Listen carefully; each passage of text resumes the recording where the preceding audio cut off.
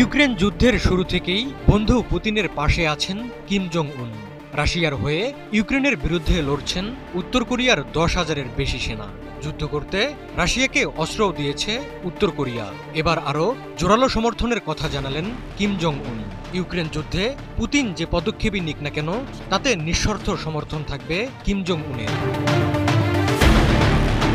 3 দিনের রাষ্ট্রীয় সফরে উত্তর কোরিয়ায় রয়েছেন রাশিয়ার পররাষ্ট্রমন্ত্রী সের্গেই লাভরভ। উত্তর কোরিয়ার নেতা কিম জং উন লাভরভের সঙ্গে বৈঠক করেছেন। বৈঠকে ইউক্রেন সংকট মোকাবেলায় মস্কোর পদক্ষেপের প্রতি নিঃশর্ত সমর্থন পুনর্ব্যক্ত করেছেন কিম।